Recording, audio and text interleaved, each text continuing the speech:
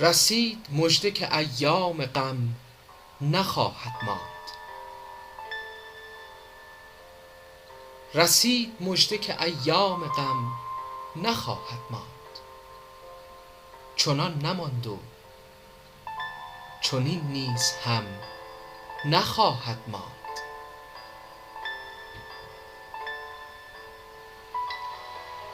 من ارچه در نظر یار خاکسار شدم، رقیب نیز چنین محترم نخواهد ماند.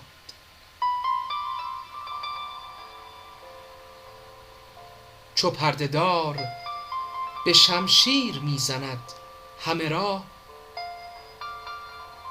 کسی مقیم حریم حرم نخواهد ماند.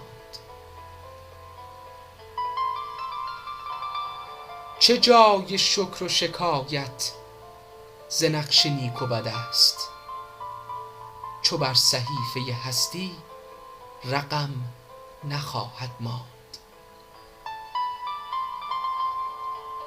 سرود مجلس جمشید گفتند این بود که جام باده بیاور که جم نخواهد ماند.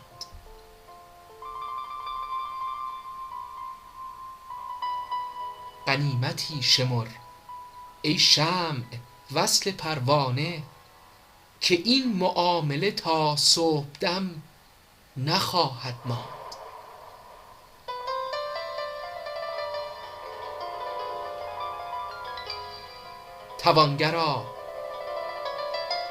توانگرا دل درویش خود به دست آور،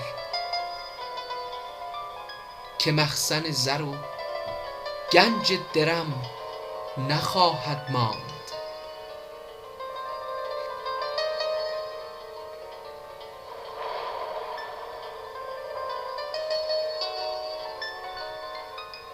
بر این رواق زبرجد نوشته اند به زر،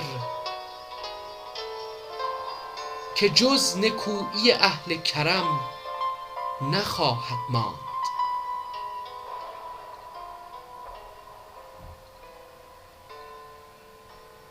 ز مهربانی جانان طمع مبر حافظ، که نقش جور و نشان ستم نخواهد ماند.